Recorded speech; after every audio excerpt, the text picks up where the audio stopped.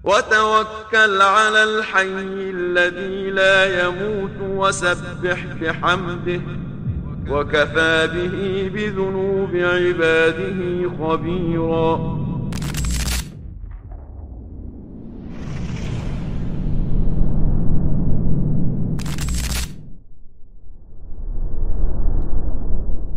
Assalamualaikum warahmatullahi wabarakatuh. Innal hamdalillah nahmaduhu wa nasta'inuhu wa nastaghfiruh wa na'udzu billahi min shururi anfusina wa sayyiati a'malina. May yahdihillahu fala mudilla lahu wa may yudlil fala hadiya lahu. Asyhadu an la ilaha illallah wahdahu la syarika lahu wa asyhadu anna Muhammadan abduhu wa rasuluhu la nabiyya ba'dahu. Allahumma 'allimna ma yanfa'una wanfa'na bima 'allamtana innaka antal alimul hakim. Insyaallah kita akan melanjutkan pengkajian kitab Riyadhus Shalihin di bab al-ikhlas. Kita mulai insyaallah dari hadis keempat dan juga kita lanjutkan nanti hadis kelima biiznillah taala.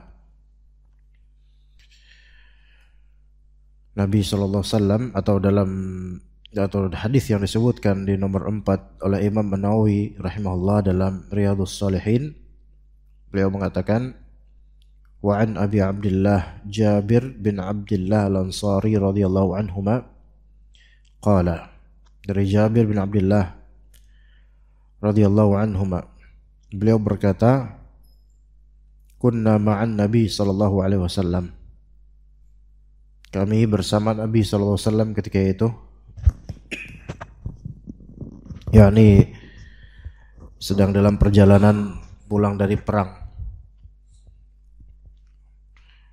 fi ghazatin, yaitu dalam perjalanan entah pulang dari perang atau berangkat perang. Namun dalam riwayat Bukhari disebutkan bahwasanya itu setelah atau saat pulang setelah perang Tabuk, nanti disebutkan insyaallah. Setelah pulang dari perang Tabuk, kita berjalan bersama Nabi SAW. Nabi SAW bersabda, inna bil madinati la rijalan masirtum masiran wa la qata'tum wadiyan illa kanu ma'akum habasahumul marad wa fi riwayatin illa syarakukum fil ajr. Sesungguhnya di Madinah ada beberapa orang, beberapa orang yang tidaklah kalian berjalan, tidak pula kalian melewati suatu lembah kecuali mereka orang-orang ini bersama kalian, padahal mereka lagi di Madinah. Habasahumul marad, sakit menahan mereka untuk tidak bisa ikut, tapi mereka bersama kalian. Dan dalam riwayat disebutkan illa syarakukum fil ajr, melainkan mereka berserikat dengan kalian dalam urusan pahala. Jadi dapat pahala juga mereka, padahal mereka masih di Madinah, nggak ikutan perang.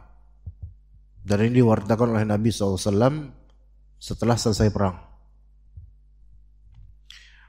Dikatakan oleh Imam Nawawi rahimahullah, wa rawahul Bukhari wa an Anasin radhiyallahu anhu, diriwayatkan oleh Imam Bukhari dari Anas radhiyallahu anhu. Kata Anas bin Malik, raja'na min ghazwati Tabuk ma'an Nabi sallallahu alaihi wasallam. Kami pulang dari perang Tabuk bersama Nabi sallallahu alaihi wasallam. Lalu beliau bersabda, inna aqwaman bil madinati khalfana ma salakna syi'ba wala wadiya illa wa hum ma'ana habasahumul udhur.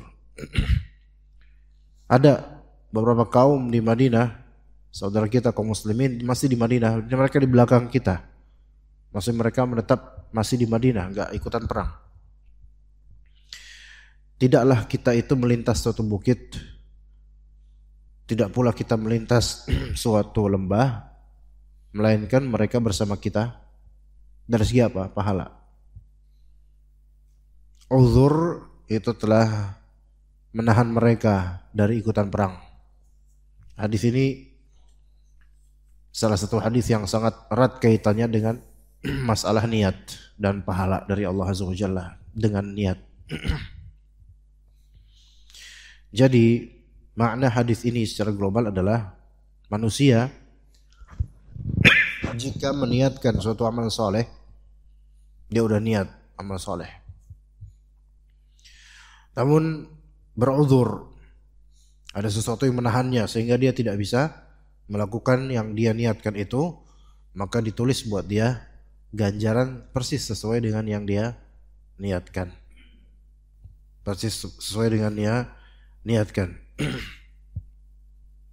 Taib, Nabi SAW pernah bersabda, "Idza maridal 'abdu aw safara kutiba lahu mithlu ma kana ya'malu muqiman sahihan." Itu hadis riwayat Bukhari. Jika hamba sakit atau safar, kan kalau sakit atau safar ya tidak bisa melakukan beberapa hal yang biasa dilakukan, ya. Tapi kutiba lahu mithlu ma kana ya'mal sahihan muqiman, dia akan dicatatkan buat dia pahala sesuai dengan kebiasaan dia saat mukim dan sehat. Ya, kalau misalnya biasanya dia sholat berjamaah, subuh berjamaah, namun karena lagi sakit maka dia nggak bisa subuh berjamaah misalnya, ya, atau memang nggak tahan dingin misalnya atau gimana dan khawatir tambah sakit atau gimana, maka pahalanya sesuai kebiasaan dia. Atau dia safar, yang mana safar itu ada rukhsah, ada keringanan untuk tidak puasa Ramadan, keringanan untuk bisa qasar salat, keringanan untuk bisa jamak salat, ya, lalu dia keringanan untuk tidak salat berjamaah. Maka kalau kebiasaannya adalah salat berjamaah pada waktunya, ya, dan seterusnya dari amalan soleh yang rutin dia lakukan, maka walaupun pada saat safar dia tidak melakukan itu atau tidak persis seperti itu, dia tetap dapat pahala sesuai kebiasaannya, ya, sebagaimana kata Nabi SAW. Taib, kata Syekh Utsaimin rahimahullah, fal mutamanni lil khair al harisu alaihi in kana min 'adatihi annahu kana ya'maluhu walakinahu habasahu anhu habis kutiba lahu ajruhu kamila. Mutamanil khair al-haris bih, yaitu orang yang mengandaikan, berandai untuk kebaikan dan dia berhasrat untuk melakukannya. Kalau di kebiasaannya dia mengamalkan hal tersebut tetapi ada penghalang, maka ditulis buat dia pahala sempurna. Di sini ada tambahan. Jadi di sini ada tambahan, yaitu kebiasaan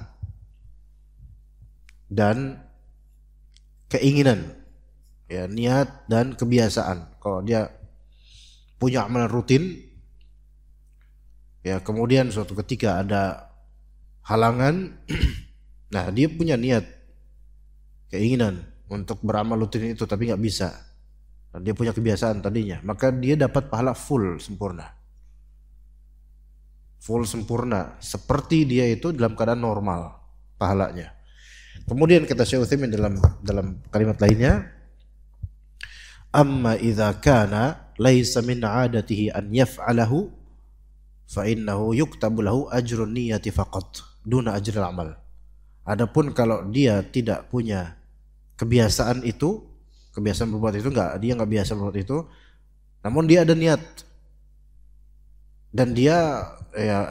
dan ada halangan, maka dia ditulis buat dia ganjaran niat saja, bukan ganjaran amal. Ini hal yang perlu dibedakan. Ana kasih contoh begini. Orang punya kebiasaan sholat malam, ya, punya kebiasaan sholat malam. Fulan ini punya kebiasaan sholat malam, dan sejak sebelum tidur udah ada niatan untuk sholat malam nanti. Qadarullah di malam itu dia mungkin capek atau ada halangan lain, ya dia ketiduran bangun subuh. Karena dia punya keinginan untuk sholat malam nanti dan punya kebiasaan, maka luputnya dia dari amalan tersebut karena uzur, ketiduran atau sakit atau lainnya, dia dapat pahala full sempurna. Bukan hanya pahala niatan saja, pahala amalan full sempurna. Dengan syarat apa? Ada niat dan juga ada kebiasaan. Adapun kalau tidak punya kebiasaan, hanya niat saja, lalu qadarullah kelewat, ada uzur, maka dia dapat pahala niat saja, tidak dapat pahala amal. Yaitu tadi orang nggak biasa sholat malam, namun sebelum tidur dia pengen, ya Allah buatlah saya bangun misalnya sholat malam nanti, ada niat gitu. Qadarullah karena kebiasaannya ketiduran, maka tidur sampai subuh. Apakah dia dapat pahala? Dia hanya dapat pahala niat sholat malam. Adapun pahala full amal enggak. Karena apa? Karena dia tidak punya kebiasaan. Dia tidak punya kebiasaan. Ya. Dan ini cabangnya banyak banget, insyaallah ya. Cabangnya banyak banget. Nah, Nabi SAW juga menyebutkan tentang beberapa orang rijalud dunia, orang-orang di dunia ini ada 4 macam, ada berapa macam. Ada orang yang diberikan harta banyak oleh Allah Azza wa Jalla. Kemudian orang yang punya harta banyak ini menafkahi harta itu dalam hal-hal kebaikan, nafkahin keluarganya, sedekah fakir miskin, wakaf ini, donasi untuk orang yang susah dan seterusnya. Lalu kemudian ada orang lain, rajul fakir, yaitu orang yang miskin, fakir, nggak punya kekuatan ekonomi seperti fulan ini. Namun yang fakir ini bilang, lau anna li malu fulan la amiltu fihi mithla amal fulan. Seandainya saya itu punya uang atau harta seperti harta fulan, maka saya akan berbuat seperti apa yang diperbuat oleh fulan, mewakafkan ini, donasi ini, nafkah ini, sedekah itu. Maka kata Nabi SAW, fahuwa biniyatihi fa'ajruhuma sawa. Maka dia sesuai dengan niat dia, ganjaran kedua orang ini sama. Tapi begini jemaah, ganjaran yang sama ini antara orang yang berbuat langsung real dan ikhlas dengan orang yang berandai-andai. Iya betul, sama ganjarannya kalau orang ini jujur, angan-angannya itu jujur ya. Dan itu pun kalau angan-angannya jujur dapat ganjaran sama di aslus thawabnya, yaitu dasar pahalanya, pahala pokok ya. Sebagaimana gaji ya, pahala juga ada pahala dasar, pahala pokok. Gaji kan ada gaji pokok. Kerap kali yang lebih menguntungkan tuh malah bonusnya gaji itu ya. Di kantor-kantor gitu, gaji pokok ada, tapi bonus-bonusnya, kerjaan-kerjaan proyek-proyek baru itu yang bikin makin banyak. Nah, pahala juga begitu. Aslus thawab ada, pahala pokok. Namun tambahan kelipatannya itu terserah Allah gitu. Ya, jadi misal dalam hadis disebutkan dalam hadis ya, lagi batuk. Dalam hadis disebutkan orang yang misalnya salat subuh ya berjamaah, kemudian dia zikir sampai waktu syuruk, kata Nabi SAW apa? Ganjarannya seperti haji dan umrah, atau ganjarannya seperti umrah, pahalanya sama, tam itu apa? Sempurna pahalanya. Jadi maksudnya adalah aslus thawabnya, pahala pokoknya itu sempurna. Adapun kelipat gandaannya, tentu orang yang umrah langsung, orang yang haji langsung, ya tentu ada lah. Ya, jadi bukan berarti kemudian sama dalam artian semua pahala orang yang sedang haji itu semua kelipat gandaannya kita dapat juga, enggak juga. Tapi sempurna di pokok pahalanya, begitu. Dan itu berkaitan dengan semua hadis ini. Ya, kesempurnaan yang didapat dari amalan yang diberi uzur itu pada asalnya pokok pahalanya dapat. Adapun kelipat gandaannya maka orang yang melakukan langsung itu lebih afdol. Cuma memang itu tidak diwartakan karena bisa jadi Allah Ta'ala jika orang ini jujur dalam mengandaikan atau meniatkan pengen beramal itu kok jujur, tingkat kejujuran orang kan beda-beda. Dan Allah Maha tahu tingkat kejujuran masing-masing. Kalau memang dia jujur, Allah Maha tahu seandainya orang ini memang benar punya harta, dia bakal sedekah sesuai dengan angan-angannya itu, maka Allah Ta'ala bisa aja untuk menyempurnakan full pahalanya sampai kelipat gandaannya itu mudah bagi Allah, terserah Allah sesuai dengan kejujuran orang ini. Tapi orang ketika berandai-andai yang mana pengandaiannya itu adalah kejujuran, maka dia sebenarnya bisa dilihat dari apakah dia melakukan wasilah menuju apa yang dia andaikan itu.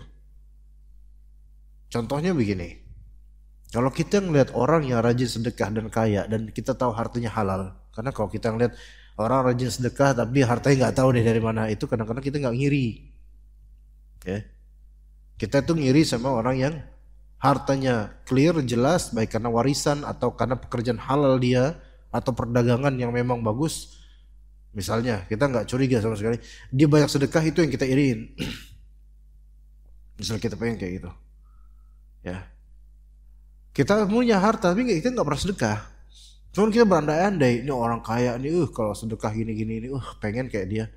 Tapi kita sendiri, padahal ada sisa-sisa duit, tapi nggak pernah sedekah. Maka ini nggak jujur, bohong. Ya, contoh lain juga, contoh lain. Dan mungkin ini nggak berkaitan dengan jemaah sini, nggak. Karena orang masing-masing beda, maksudnya beda, ya, keinginannya beda. Ada seorang pengen jadi penuntut ilmu, dia pengen jadi ustadz, pengen jadi alim dan pengen menguasai ilmu-ilmu syar'i seperti layaknya ustadz. Dia pengen ngelihat ustadz fulan bisa pinter bahasa Arab, bisa ngejelasin hadis, bisa banyak hafalan ayat Al-Quran. Wah, seandainya tuh ya saya punya ilmu kayak dia tuh, saya bakal banyak ngajar tuh. Saya pengen gituan, ngomong kayak gitu. Tapi sendirinya gak mau ikut ngaji, gak mau belajar, gak mau. Padahal katanya dia pengen jadi orang alim itu. Kalau misalnya kayak jemaah sini, maksudnya teman-teman di sini kan, kalau teman-teman sini kan belajar untuk mengamalkan aja, bukan untuk jadi ustadz kan. Jadi ya cukup seperlunya yang dibutuhkan dari ilmu syar'i gitu. Tapi dia pengen, orang ini pengen apa? Kayak ustadz fulan, tampil kayak gini, masya Allah dia ilmunya tinggi, anak pengen kayak gitu. Tapi nggak pernah ada usaha kecil-kecilan untuk meniru kebaikan-kebaikan ustadz ini dalam belajar misalnya. Maka ini angan-angan yang hanya kosong belaka, dan bisa jadi nggak ada pahala yang seperti ini, nggak sampai pahalanya. Maka orang yang jujur itu Allah Maha tahu. Dan jujur itu penting, makanya setelah bab ikhlas ada kemudian dalam Imam Nawawi mengatakan bab taubah, habis bab taubah kemudian bab sabar, nanti juga ada bab sidq. Karena jujur itu Allah Ta'ala melihatnya. Nah, dengan kejujuran orang dalam berniatan, Allah Ta'ala Maha tahu isi hati manusia, maka dengan itu dia diganjari sesuai kadar kejujurannya. Itu jika memang jujur betul-betul. Dalam kalimat lain Ibnu Syekh Utsaimin rahimahullah juga mengatakan, ar-rajul idza tawaddaa fi baitihi fa asbaghal wudu.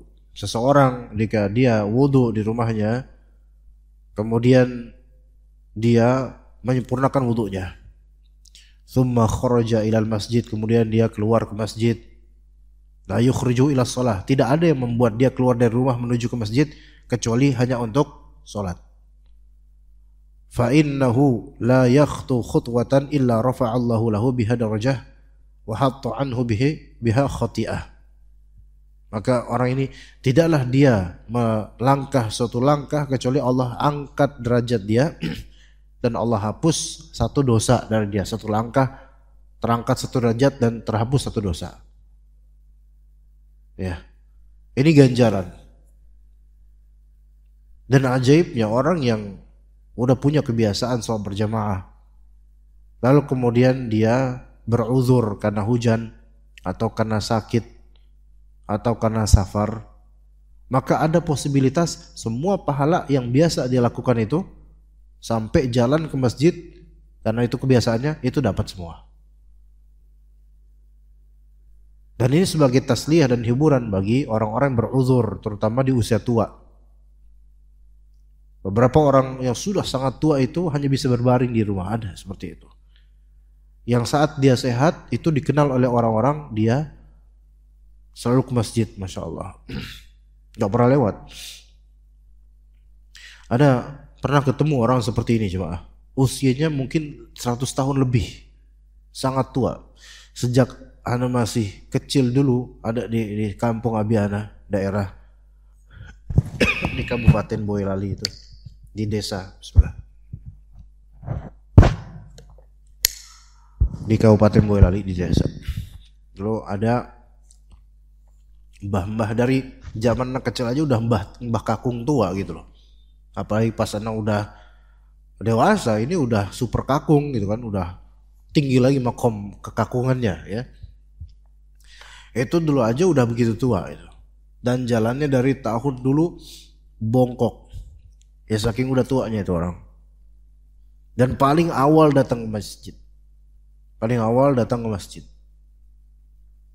Nah, beliau semoga Allah rahmati rahimahullah udah wafat orangnya. Sebelum azan pun datang ke masjid. Suaranya jelek. Ya jujur aja, maksudnya nggak ada orang suka dengan suaranya, ngebas tua nggak enak didengar. Kalau azan orang nggak pada ridho karena azannya itu nggak banget gitu. Itu orang kampung, tapi mereka semua mengenal ini Mbah Idris namanya Idris. Ini Mbah Idris ini memang dari dulu dikenal rajin ke masjid. Dan orang-orang zaman dulu kan nggak ada tendensi pengen dipuji, selfie, nggak ada. Emang murni aja. Lillahi ta'ala gitu. Dan Allah lebih tahu isi hatinya gitu. Suatu ketika nenek ana meninggal rahimahullah tahun 2016 atau 2017 lupa ana. Nenek ana meninggal yang di kampung itu. Nah, di antara bentuk kita bakti sama orang yang meninggal, terutama ini kan orang tua juga, ya nenek dari bapak, nenek ada Biana. Kita mengunjungi beberapa rekan, sahabat atau saudara yang dulu ketika semasa hidup itu punya kedekatan. Nah, di antara yang kita kunjungi orang-orang tua di situ, ya Mbah Idris itu. Saat anak kunjungi 2017 atau sekitar tahun itu. Ternyata Mbah Idris ini udah nggak pernah ke masjid lagi. Karena apa? Karena beberapa hal. Pertama, kesehatannya udah, ini namanya 100 tahun lebih jemaah. Awet tua itu, Masya Allah 100 tahun lebih. Itu pertama. Kedua, akalnya udah berkurang. Ya. Dan yang ketiga ya tentu masalah najis ya, kencing, BAB, BAK itu ya dikhawatirkan lah gitu. Tahu nggak nemunya di mana? Di rumahnya memang. Jadi rumahnya dia keluarga itu. Dia ditaruh di satu bilik kamar dalam rumah yang terisolir, hanya ada pintu keluar. Dan di situ dia yang ngising kencingnya di situ. Pas kita masuk pun itu udah kayak mirip kandang gitu. Baunya ya gitulah. Tapi kita kunjungin. Tahu gak itu pertama Ana sama Abiana dan paman Ana masuk, kita salam, waalaikumsalam katanya. Langsung ceramah dia. Apa namanya? Inna sholati wa nusuki wa mahyaya wa mamati lillahi rabbil alamin. Langsung ngomong gitu. Jadi kayak emang hatinya udah benar-benar terpaut pada sholat gitu loh. Padahal ini orang udah di atas 100 tahun dan akalnya udah menurun. Kesehatannya juga. Ya, dan kalau ke masjid juga sepertinya udah nggak kuat lagi fisiknya. Ya, ada orang-orang seperti ini yang mungkin saja kalau dia punya niat untuk sholat, bahkan karena akalnya udah nggak lagi, mungkinnya pahala ngalir terus. Pahalanya ngalir terus sesuai dengan kebiasaan dia. Ya.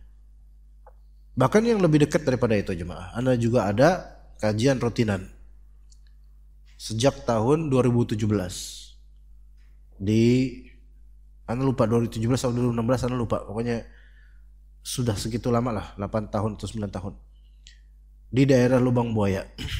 Itu rutin dari dulu dan menghatamkan berapa kitab, udah lewat banyak kitab. Di situ kajiannya rata-rata orang tua. Rata-rata orang tua. Yang muda malah nggak ada, hampir nggak ada, jarang. Rata-rata orang tua situ yang tadinya nggak kenal sunnah, warga situ, orang kampung kayak biasa, kita ke atas orang kampung biasa. Alhamdulillah sekarang pada kenal sunnah, alhamdulillah. Nah ini ada yang tadinya beliau marbot, ya udah tua. Ya nggak tahu sekarang usia berapa, dan juga nggak nanya. Itu dulunya baik, normal, baik ya. Tapi perlahan-lahan karena usia makin tua, mulai akalnya berkurang. Kadang azan asyhadu an la ilaha illallahnya berapa kali gitu, mulai error tuh. Itu setelah pandemi tuh, mulai error ya. Kadang-kadang juga disuruh qomat, kan udah selesai kan kajian maghrib sampai isya azan dulu gitu. Nah isya azan terus lanjut bentar sampai waktu qomat kayak biasa di sini, maghrib sampai isya qomat, bukannya qomat malah azan dia gitu. Ayo Pak qomatin, Allahu Akbar Allah, kok azan malah di teman-teman bapak-bapak lainnya gitu. Makin bertahun kemari makin mingkinan akalnya, akhirnya dicopot jadi marbot karena banyak hal nggak beres gitu. Bahkan sampai kadang anak sholat bener-bener sholat sendiri, kadang-kadang sholat sunnah sujudnya 4 kali 5 kali gitu, udah enggak ini akalnya ya. Tapi anak katakan ke jemaah, biarkan beliau sholat di sini. Memang jangan jadi marbot, kalau jadi marbot banyak hal yang hancur nanti. Biarkan sholat sini, biarkan terus rajin sholat sini.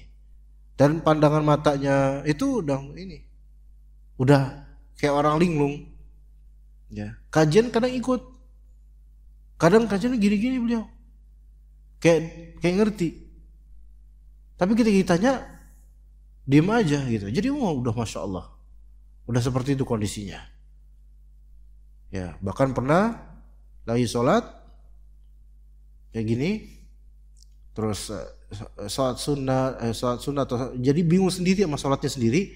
Akhirnya dia salam pas lagi diri, assalamualaikum warahmatullahi wabarakatuh. Lah kayak sholat jenazah, ada kayak gitu.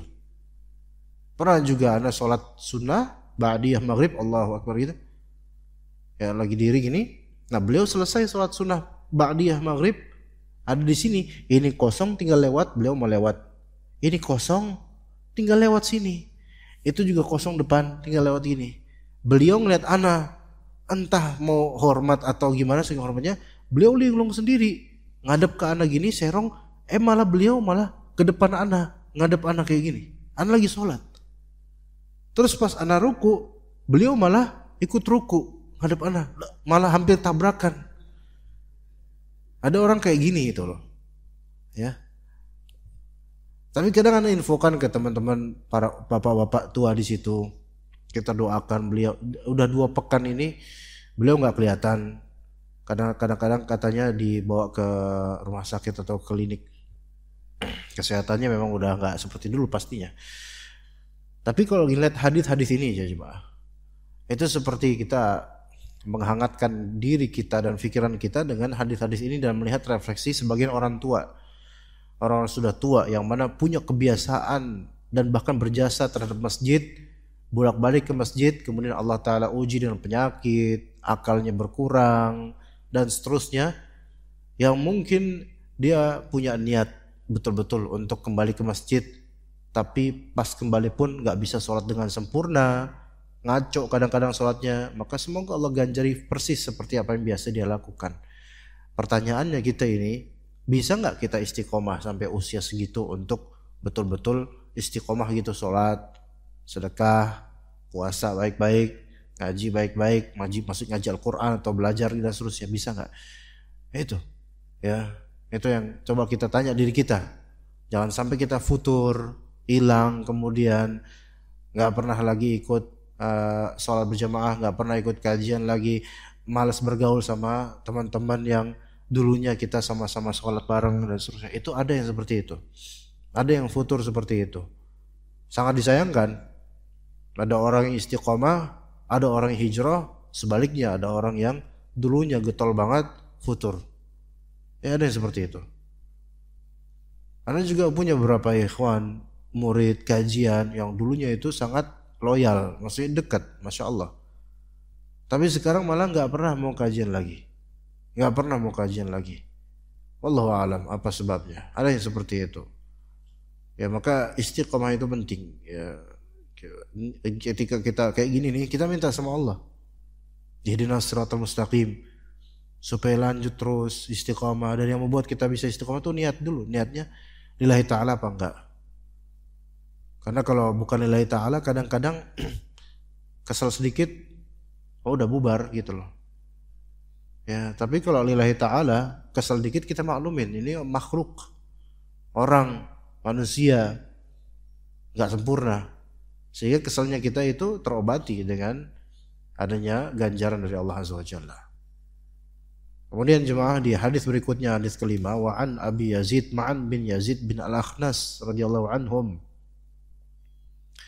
Wa huwa wa abuhu wa jadduhu sahabiyun. Ada hadis dari Abu Yazid Ma'an bin Yazid bin Al-Akhnas. Jadi sahabat nih. Dia yaitu Ma'an bin Yazid bin Al-Akhnas. Tiga-tiganya sahabat Nabi semua. Ma'an sahabat Nabi, bapaknya itu Yazid sahabat Nabi, kakeknya Ma'an itu Al-Akhnas sahabat Nabi. Ma'an bin Yazid bin Al-Akhnas. Tiga-tiganya sahabat Nabi, dari cucu sampai kakek sahabat Nabi semua. Masya Allah. Maka Ma'an ini berkata, Kana abi, yaitu Yazid, bapak saya kan namanya Yazid, saya namanya Ma'an, kakek saya Akhnas. Kana abi Yazid akhraja dananira yatasaddaqu biha. Ya. Jadi bapak saya itu Yazid mengeluarkan beberapa dinar untuk sedekah. Nah, sedekah di sini maksudnya zakat. Sedekah di sini maksudnya zakat, ya. Fawaddu'aha 'inda rajulin fil masjid. Maka kemudian bapak saya ini karena pengen zakat menaruh harta dinar zakatnya itu ke seseorang di masjid. Maksudnya kalau di sini kita panitia zakat. Nah gitu, panitia zakat. Oke. Panitia zakat di masjid, ya. Ini menunjukkan bolehnya masjid membentuk kepanitiaan untuk zakat, baik zakat mal atau zakat fitr. Fajitu fa akhadtuha. Kemudian saya datang dan saya ambil harta zakat itu. Ya. Fa ataituhu biha, ya saya ambil, saya bawa. Kemudian faqal, maka bapakku yaitu siapa? Yazid berkata padaku yaitu Ma'an, wallahi ma iyyaka aradtu. Demi Allah, ini zakat ini bukan saya tujukan untuk kamu, wahai Ma'an anakku, bukan. Fa khasamtuhu ila Rasulullah SAW. Maka aku pun mengadukan perkara ini ke Rasulullah SAW, mengadu ke Rasulullah. Jadi ini pentingnya memang kalau kita ada muskilah, ada masalah, terutama berkaitan masjid, ada hal-hal, ngadu ke orang yang berilmu, gitu. Kasih tahu ada apa, siapa tahu ada jawabannya, gitu kan. Maka Rasulullah berkata, laka ma nawaita ya Yazid, walaka ma akhadta ya Ma'an. Ya. Engkau dapat pahala atas niatmu wahai Yazid, yaitu bapaknya. Dan engkau wahai Ma'an, yaitu anaknya, engkau berhak mendapatkan apa yang kamu ambil. Gimana? Kira-kira ada pertanyaan nggak di belakang antum di sini? Mungkin pertanyaannya, ini kan harta zakat, ya. Dan yang ambil anaknya sendiri, kok bisa? Maka jawabannya apa? Boleh, dengan syarat, ya, dengan syarat tidak menggugurkan kewajiban bapak untuk menafkahi anak. Itu boleh. Ya, dengan syarat pertama, anak ini mustahik, mungkin karena fakir miskin.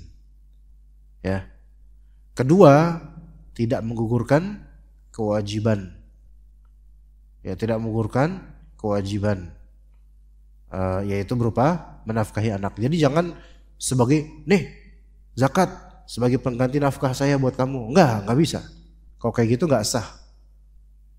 Ya, enggak sah itu zakatnya. Ini harta zakat, tapi tetap saya nafkahin kamu karena kamu fakir miskin. Tapi anak itu sampai kapan sih dinafkahin? Nah gitu. Anak itu sampai kapan sih dinafkahin?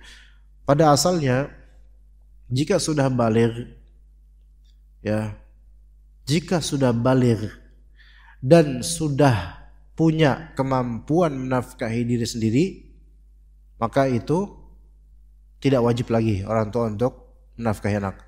Pahami baik-baik di sini.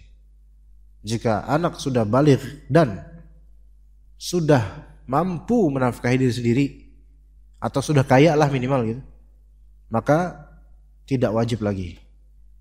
Adapun kalau belum baligh, maka secara mutlak wajib orang tua bapak menafkahi anaknya. Belum baligh. Begitu. Di pengadilan juga keputusan kayak seperti itu juga sebenarnya. Jika dalam perceraian, kalau anak ini baligh, maka sebenarnya itu boleh untuk diminta pilih, mau sama ibunya atau sama bapaknya. Kalau belum baligh, maka pada asalnya sama ibunya hak asuh. Sama ibunya hak asuh itu. Kecuali jika terjadi kesepakatan, misalnya sepakati udah sama bapaknya aja, misalnya, ya. Atau ibunya punya penyakit menular, ya, gitu kan, yang berbahaya, atau ibunya terkena depresi, ya. Nah itu baru, atau ibunya terkena penyakit gila misalnya, depresi atau gila. Nah itu baru diserahkan ke pengalihan hak asuh ke bapaknya. Nah nafkah tetap bapaknya nafkah. Wajib bapaknya menafkahi. Kalau udah baligh dan belum mampu untuk menafkahi diri sendiri atau tidak punya modal untuk hidup, maka wajib bapaknya menafkahi atau walinya menafkahi, ya. Terus sampai kapan? Kan baligh kan pas panjang. Biasanya baligh 12 tahun, 12 tahun, 13 tahun baligh. Oke. Apakah wajib seorang anak untuk punya penghasilan saat itu? Maka jawabannya dikembalikan kepada urf. Dikembalikan kepada urf. Kalau kapan dia harus punya penghasilan, itu kembali kepada urf, baik urf zaman atau urf tempat. Nggak bisa disamain. Standarnya nggak bisa. Coba di usia SMP atau SMA, bapaknya bilang kamu udah baligh, kamu wajib untuk bisa nafkah sendiri atau cari duit sana. Bapak nggak mau nafkahin kamu bisa. Nggak, secara urf itu nggak berlaku di kita, maka dikembalikan kepada urf. Maka nggak boleh seorang bapak di Indonesia ini atau di mana-mana di dunia manapun itu untuk memaksa anaknya keluar dari urf itu. Karena urf kita adalah anak usia sekolah SMP, SMA itu dinafkahi orang tuanya dan tidak dibebani orang tuanya untuk nafkahin diri sendiri, enggak. Dan enggak boleh dipaksa. Baik, kuliah sama, dia uruf kita kuliah pada umumnya masih bergantung pada nafkah orang tua, maka tetap selepas kuliah itulah, ya, hendaknya anak berusaha untuk, dan orang tua boleh mendorong betul-betul anaknya untuk apa? Cari kerja. Tapi Kan kerjaan namanya bujang, belum seberapa, terus nabung buat apa? Buat apa, Pak? Buat nikah. Nabung buat nikah, ya kan? Nabung buat nikah. Kira-kira ini masih wajib gak bapak yang nafkahin? Masih wajib. Karena apa? Karena dia belum bisa mencukupi diri sendiri. Itu pun masih nabung buat nikah. Kan uang buat nabung. Dan dia gak cukup juga untuk menghidupi diri sendiri. Ya masih. Ya, itu dikembalikan kepada uruf dan juga bagaimana keluarga itu dan kemampuan anaknya. Ya, di situ dikembalikan. Ya, seperti itu. Ya, hanya tentu ya seorang anak ya dia masa sampai usia bangkotan masih aja. Ya, usia mungkin 24, 25 kan mestinya udah mulai kerja dan berpikir menikah gitu kan. Terus kemudian bisalah dia untuk berjuang dirinya gitu kan. Itu kembali kepada urf. Karena tidak ada batasan yang lebih spesifik akan hal ini. Susah kalau dibatasin karena urfnya negara beda-beda. Zaman juga beda. Boleh jadi zaman tahun-tahun ke depan, puluhan tahun ke depan, itu boleh jadi anak-anak yang masih remaja, mereka sudah bisa investasi gitu loh. Udah punya penghasilan dari investasi. Ya bisa aja. Nah kalau emang urfnya bergeser, anak usia segitu udah punya penghasilan untuk diri sendiri, maka orang tua karena ini udah balik punya penghasilan sendiri, orang tua udah nggak wajib lagi untuk menafkahi walaupun dia masih SMA. Begitu juga. Sekarang kan dibahas di dunia barat, Gen Z itu kalau antum pekerjakan ya, banyak dari mereka bikin pusing bosnya. Karena kesannya tuh malas, maunya simple-simple aja, baperan, nggak loyal, gampang resign itu. Ya, banyak seperti itu. Tetapi mereka kalau untuk teknologi dan sekarang mereka Gen Z itu banyak menggeluti dunia investasi. Makanya mereka itu cocok di investasi. Mungkin puluhan tahun ke depan strategi ekonomi bisnis itu banyak berubah. Banyak Gen Z yang udah berusia mungkin 30 tahun, 40 tahun itu mereka lebih produktif di investasi. Jadi nanam duit, nggak mau kerja, mau tinggal ngopi aja di kampung. Yang kerja siapa? Ya orang-orang tua kayak kita ketika itu, atau generasi alfa yang bisa dipekerjakan, gitu. Mungkin ada perubahan nanti. Karena kalau kita lihat anak-anak Gen Z ini banyak keluhan-keluhan di perusahaan manapun. Ya, nah kalau Gen Z ini, misal dia sekarang, tapi Gen Z sekarang usianya sih udah 20 tahun, udah besar ya. Kalau udah bisa trading, investasi, punya duit sendiri, ya banyak duitnya, itu orang tua udah nggak wajib lagi untuk nafkahin dia, karena dia udah balik dan punya penghasilan sendiri. Ya begitu. Taib.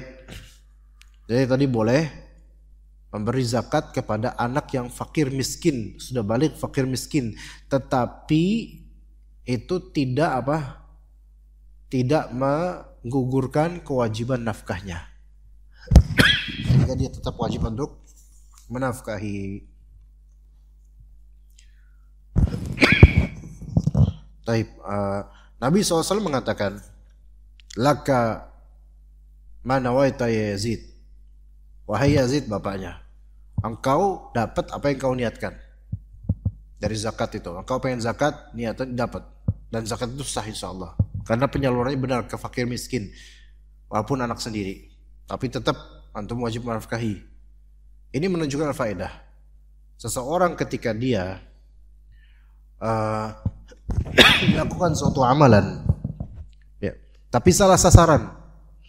Melakukan suatu amalan tapi salah sasaran, maka dia dapat pahala persis apa yang dia niatkan. Antum sedekah lewat yayasan, tapi yayasan ini menyalahgunakan sedekah antum. Ya, dapat pahala antum sesuai persis dengan niat antum.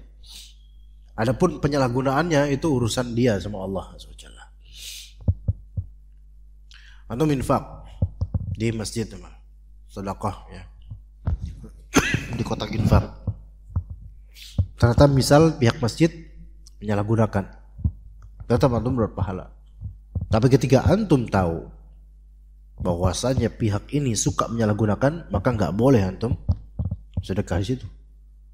Nggak boleh. Kalau antum tahu ya, wah fulan ini nggak amanah dia, maka nggak boleh. Bahkan boleh bagi antum untuk ngomong ke orang-orang bahwasanya jangan sedekah sama fulan ini, dia nggak amanah. Itu boleh. Itu bukan ghibah. Itu ghibah yang dibutuhkan. Kalau memang itu ghibah yang dibutuhkan. Karena antum tahu muamalahnya orang ini nggak bener, ini orang nggak amanah, maka boleh untuk masalah itu antum ngomongin ke orang-orang agar jangan sedekah lewat yayasan fulan karena tidak amanah. Begitu. Taib. Boleh nggak kita misalnya tahu suatu yayasan, ya, ini yayasan suka ngumpulin donasi, namun tidak transparan dan yang berjuang sendiri itu asli namanya berjuang sendiri, single fighter. Jadi yayasan ini atas nama dia, rekening memang atas nama yayasan, yang audit dia sendiri, yang ngumpulin donasi dia sendiri, yang ngatur pengalihan donasi dia sendiri, peruntukannya dia sendiri. Ini rentan kecurangan. Nah ini tanbih ya. Karena bukan ana yang melakukannya, tapi pernah mengkasuskan sebenarnya orang-orang seperti ini. Hati-hati, dikelola sendiri, dipegang sendiri ATM-nya, diperuntukannya sendiri dan seterusnya, diatur sendiri. Ini bahaya. Mau entah untuk yayasan pendidikan lah, atau yayasan kemanusiaan, bantuan kemanusiaan lah, atau yayasan masjid lah, atau apapun, kalau itu ada single fighter itu doang orangnya, ini di mana-mana ceritanya rata-rata ini curang nih orang. Nah, ketika antum curiga seperti itu karena udah banyak histori dari orang-orang yang model kayak gitu, maka kalau antum sedekah di tempat kayak gitu malah justru antum yang salah sekarang. Antum tahu itu lubang yang kalau antum injek itu antum jatuh, tapi antum tetap aja nginjek. Antum yang salah di sini. Bisa aja nggak ada pahala. Bisa aja itu maknanya israf atau mubadzir, antum membuang harta. Tapi ketika antum naruh di tempat yang benar seperti ini, naruh di masjid yang mana mungkin itu misalnya sekarang panitia masjid yang memang trusted, dipercaya. Namun qadarullah entah terjadi apa, enggak sesuai dengan niatan kita, peralihannya, peruntukannya, tapi niat itu tetap Allah Ta'ala catat. Iya. Karena ada hadis yang lain juga, yaitu seseorang sedekah, dia nggak tahu kok yang disedekahin itu maling misalnya. Dia nggak tahu. Karena nggak taunya itu, maka tetap niatannya dapat. Dan zaman sekarang, jemaah sekalian, sebagaimana kita mungkin masing-masing udah punya pengalaman masalah donasi itu harus lebih hati-hati. Kalau misalnya nggak jelas, jangan. Di media sosial itu bertebaran banyak permohonan donasi. Harus dicek dan recheck lagi, divalidasi lagi, ini benar apa enggak orangnya, benar apa enggak pesantrennya, benar apa enggak nomor rekeningnya ini yayasan atau bukan, kalau punya yayasan siapa orangnya. Itu sekarang harus dicek lagi. Banyak juga ya, banyak yang seperti itu, minta donasi terutama di media sosial kayak Facebook, Instagram, yang kita itu kalau ngeliat sesuatu maka algoritma yang akan tampil itu sesuai dengan yang biasa kita lihat. Ya, Ana sekali pernah misalnya rumah Quran ini ngelihat videonya full, besok-besok banyak bermunculan rumah Quran ini, rumah Quran lain, semuanya minta donasi. Ini yang mana yang benar? Terus Ana lihat buka fanpage-nya, yang like cuman 15 orang, yang follow cuman berapa belas orang. Wah, ini majhul. Dan zaman sekarang itu banyak seperti itu. Ya, kita harus lebih hati-hati dalam mendonasikan atau memberi nafkah. Mendingan ke masjid setempat, antum ke masjid, ke tromol masjid Jumatan taruh sini. Ini lebih bermaslahat untuk yang terdekat insyaallah. Taib. Ada faedah lainnya jemaah sekalian rahimakumullah. Kalau zakat antum ternyata jatuh ke tangan orang yang kaya, maka dapat pahala enggak? tetap dapat pahala selama antum memang nggak tahu sebelumnya. Ya. Mau zakat, mau sedekah, mau pembagian kurban, mau apa itu terserah. Coba kalau bagi kurban nih, di sini nih misalnya, panitia bagi kurban ke orang. Antum bagi kurban ke orang kampung misalnya yang di atas. Ngasih. Perlu tahu nggak nih orang kampung nih ada yang musyrik atau yang penting kan zahirnya Islam. Adapun dia mau pergi ke dukun, mau dia ke kuburan minta-minta, kita nggak tahu hal itu. Udah kasih aja. Ternyata yang kita kasih salah satunya adalah orang yang betul-betul menyembah Nyi Roro Kidul misalnya. Ya udah, karena kita nggak tahu, ya udah. Ini pernah saya berpikir ini akan hal apa? Waktu tahun pertama tahun 2022 ya, 2023 bulan apa gitu kita kan di sini berkorban ya. Bulan 2023 anak kan ada kediaman di Blok T1 ya. Ini S2 Blok T1. Ketika itu anak nggak tahu kalau samping anak itu dukun, anak nggak tahu sama sekali. Anak tahu aja mungkin ini Muslim tapi agak tradisional gitu lah. Anak belum tahu waktu itu. Kita korban di sini. Dan kan dia kasih sepertiga kan, dan juga ada jatah dari masjid. Dan juga ketika di tahun 2023 itu anak juga minta dari Muhsin ini agak diperbanyak sedikit buat anak mau bagi-bagi tetangga gitu. Di antara yang bagi itu keluarga dukun itu tuh. Anak belum tahu ketika itu mereka dukun. Tak kasih. Dikasih aja mereka bingung. Anak juga bingung, kok laganya beda nih. Ini sebenarnya Muslim bukan sih gitu kan. Tapi kan zahirnya kan seolah-olah Islam gitu, seolah karena kadang pakai jilbab gitu. Nah, ternyata kan belakangan akhirnya Anda mulai makin curiga karena kok baunya sering menyan, terus ada fotonya Roro Kidul, ada foto. Karena Anda lihat foto Wali Songo gitu. Ternyata dukun juga kadang-kadang pakai foto Wali Songo juga. Bukan Wali Songo apa? Sunan namanya? Ada sunan yang paling di ini dukun apa tuh namanya? Bukan Kalijogo. Kalijogo termasuk sunan, termasuk wali Songo, tapi ini bukan Wali Songo dia. Sesi Tenjenar ya kayak gitu tuh, Sesi Tenjenar. Itu kan mistisnya tinggi itu Sesi Tenjenar itu. Cerita khurafatnya banyak. Ada Sesi Tenjenar itu. Udah nggak ada kan orangnya sekarang situ. Nah, semenjak karena tahu ya seperti itu mereka perdukunan, maka udah Anda katakan ini musyrik. Dan bagi Anda mereka kafir, musyrik, bukan muslim.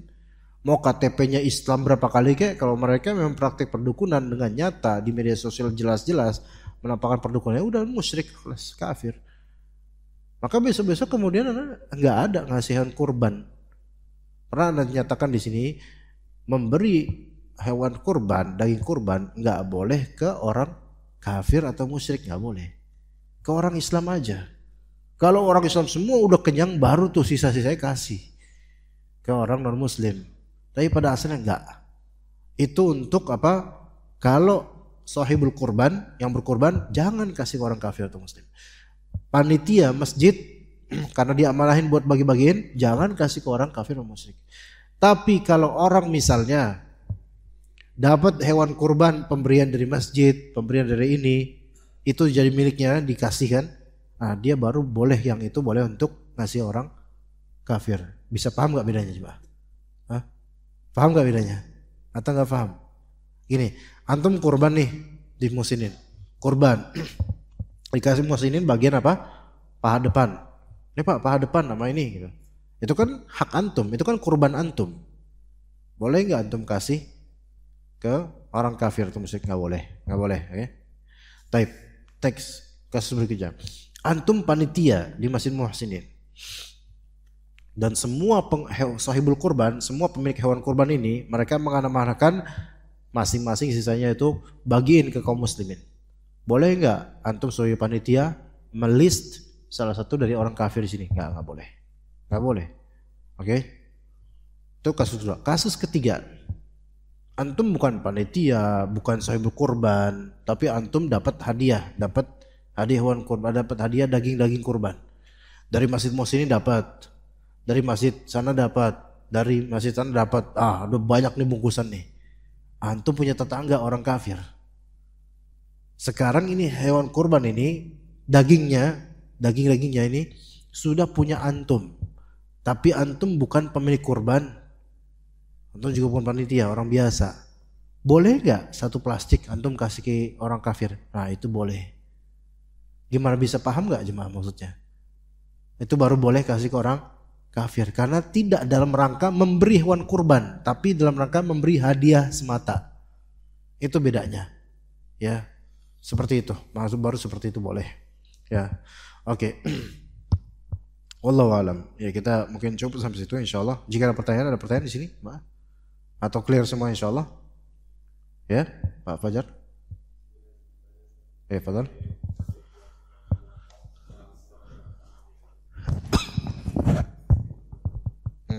Bismillah.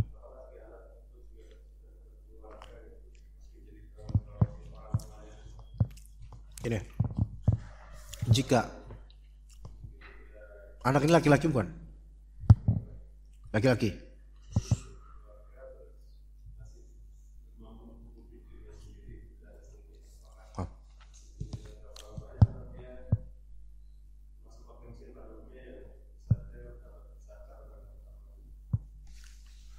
Jadi kalau dia laki-laki udah berkeluarga, punya istri, punya anak, dan dia masih miskin gitu ya, dilihat ya dia miskin dapat zakat boleh, baik dari orang tuanya atau dari lainnya. Tapi begini,